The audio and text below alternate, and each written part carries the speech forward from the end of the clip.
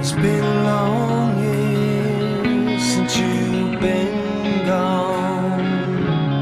It's been a long year. All right, here we are at the Outback Motor Speedway for the Dirt on Dirt 400, and we really got to thank Michael Rigsby, Amber Rigsby, Todd Turner, the whole crew at Dirt on Dirt. Fourth year they've been here with us, and this is really an honor. We're the only slot car track that is associated with Dirt on Dirt, and it's really something to be proud of. And here we got Alan Saggy, picked up his second win of the season here at OMS. Oh, thank you, Tim. I had never won this Dirt on Dirt race before. They're great people. They entertain a lot of us in the dirt racing industry. I mean, there's probably hardly anybody in here that doesn't get on Dirt every week. So it's an honor to win their race. I think I ran second in this a couple times, and it was nice to finally win it. Yeah, and I'll tell you what a race it was. We had Brent leading at the halfway. The lights come on. Kind of a crazy night altogether. We messed up the start of it, had to restart the race, get it going, but I don't know, man. This racing is, I keep telling everybody, it's intense. I think you're going to have to be here to see it. I think a lot of people are kind of laughing in the background thinking it ain't as tough down here. You've raced a lot of slot car tracks. You tell them, how tough is it? Yeah, I tell you, this is like running against the Lucas Oil Series late models every week. I mean, there's 28 guys here tonight to qualify for an 8-car race. So that's like going to a dirt race that's got almost 90 cars. You know, I guess 84 to be exact, to do the math. I've been out of school too long. It took me a little while to figure that out. But, you know, it really is nail-biting racing. There at halfway, I was ahead of Brent by just a few car lengths for the lead. And, of course, partway through the second round, he was back behind me in the lead. In fact, I think I was back down to third. Randy Ritter was up behind me, too. And you just never know what can happen. Jimmy McFarland and Trevor Feathers, they were both coming. You can't count anybody out in these races. It's you talk about nail-biting racing, and that's what you got here. Yeah, I can tell all you all are up on you're trying to run them outer lanes and get all the laps you can. You're charging as much as you can down on the lowers because you know you got to get your lead, and it's you can just watch you guys. I mean, I tell you, it's getting intense trying to watch making sure I get the power off when somebody yells wreck, because it's getting down to just a half a wreck or anything is difference between running second to fifth. Oh yeah, absolutely. And you're having fun watching. You want to watch these races too. You know, it's just incredible. You know, we're, like you say, we're all going for every little bit of quarter inch, fraction of an inch we can get. Probably going a little harder than we think we should, but you got to do what you got to do, and you got to try to make time, because you know when the lane rotation moves around, you know, somebody's making time up on you, and you know somebody's coming in your back door, so you got to be rolling. So what do you think when it went under the lights? Some of them say their cars changed some. It looked like maybe, if anything, you stayed about the same. You was about as steady as you was with the garage lights on to where the track lights was on. But anyhow, good, strong. You got to feel good. I mean, you beat the best out there. Yeah, I guess we did tonight. We've been running pretty good. My car owner, Joe Schiffler's been working real hard on the cars. We've been running seconds and thirds. We won one other one this year, but it was about time. We were about due to get one, so I guess it was our turn. I was just teasing you last week about being second place Saggy. You ain't got to worry about that now. You're up on the pole. Yeah, like I told you, though, it's better to be second here than it is second at home. That always stands, you know. But maybe I can be first here and first at home tonight both. All right, man. Well, congratulations. All right, Tim. Thank you. Fall to pieces, I'm falling. Fell to pieces, and I'm still falling. Every time. All right, here we are back at Dirt on Dirt 400 with second place finisher. You got to be happy. You've been working. You don't know which car to run. You finally got one that was running tonight. You was right up there. I think you might have won it if it was a one rotation race, but second rotation you lost some time somehow, but you still hung in there and ran second. Yeah, I don't know. I tell you, this season has made me pull my hair out. I have tried everything under the sun to try to catch these guys. Tonight, I felt like I had the best car I've had in a long time. I was leading it halfway, and I knew it was going to be close. I lost some time there under the lights. every race so far this year under the lights, I've lost time. So it's driver, I think, is something about I'm not seeing my car right or something. I'm going to have to do a little something on the body so I can see a little better. I think my driving, I'm backing the corners up because I'm afraid I'm going to wreck. But lost more time than I expected. But I'll take second here any day. I've been struggling to get into the top 3 here this year. I think I got a third, but I tell you, the competition here is just unbelievably tough. Just making the show is a race within itself. Zaggy, he's won a lot of races here. I'll run second to him any day. I'll run second to any of these guys, really. But, yeah, I mean, I've been working hard, and I want to thank Joe Shiflett.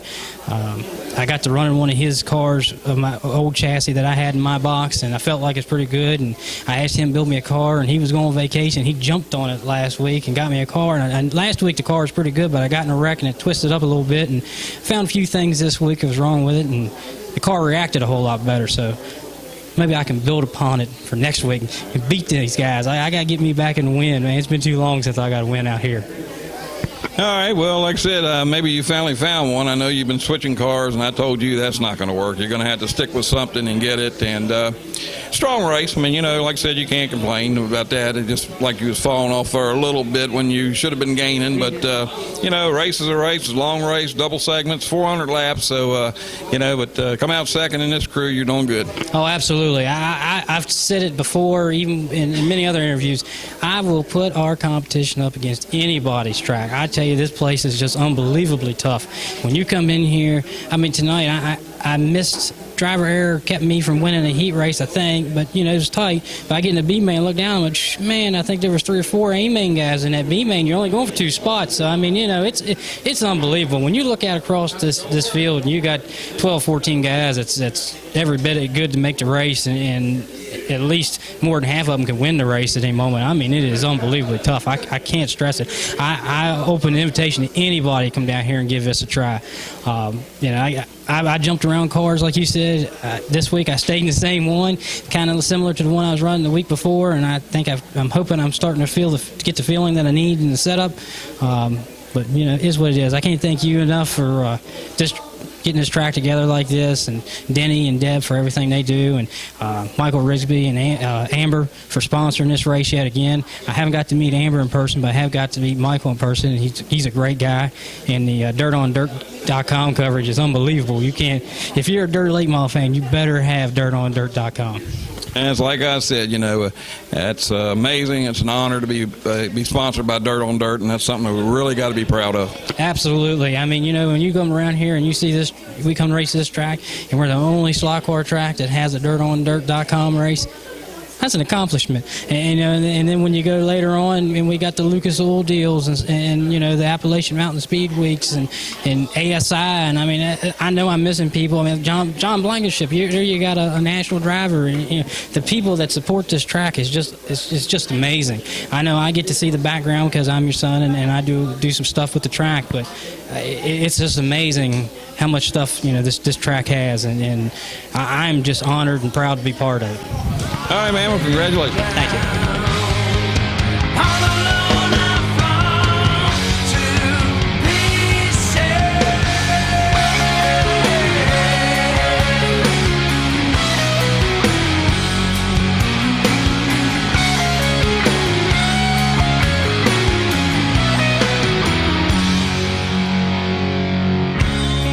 I keep a journal of memories. Here we are back at third place finisher, Dirt on Dirt 400, Jimmy McFarland.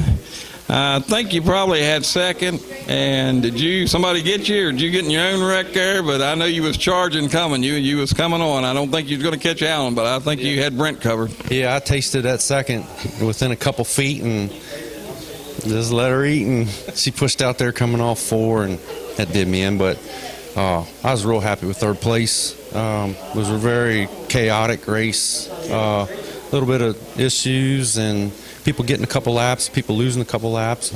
I gained a lap or 2, and there was a little glitch. A couple people lost a couple laps, and it was a rough race. Wasn't a lot of give and taking, and but I was 5th or 6th after the first rotation, and come back 3rd. So I was real happy with that. It was a rough night. especially for you, because usually you're losing under the lights, and you actually gained under the lights. So that ought to make you feel. You had your black car, but thought it was interesting. I've said, been a few things said that people seem to think that some of these other tracks aren't quite as tough, or they're as tough as what we're running here. And I brought that up to Saggy, and I'll bring it up to you. You've raced a lot of slot cars in your life. What do you think? This place tough, or is it a piece of cake? Yeah. Anybody out there that's racing at different racetracks, come down here next Friday, see what you got. This is the hardest slot car racing I've ever done, and I've raced for years and years and years, and it's the toughest place to figure out. Track's different every week, which is fine, but yeah, come here and good luck. Well, Alan had a good point. You know, we got 28 again here tonight. This place is just blowing attendance out this year, and only 8's going to get in. So you do the math, and it's like he said, that's basically like a real late model race, 84 cars trying to get the 24-car field. So we got 28 trying to get 8 in. Oh yeah, I mean here, it could happen next week. We'll get over 30 cars, 30 or a little over 30 cars, and we're getting more cars here than a real racetrack gets on a regular night. And some of the guys, they don't run so well, but they keep showing back up because it's so much fun. I mean, it is stressful, and and things aren't going to go perfect. It's a computerized racetrack. It's just not going to go perfect. It was just one of them nights. It was due to happen. It had been too smooth all year, but the track officials will get it figured out, and we'll take our cars and rebuild them and go through them and be back next Friday. All right, man. Well, you've been in the top 3. You've got to win this year. You've been second. You're still strong, so you got to be happy, and congratulations. Thank you, Tim. Appreciate it. Follow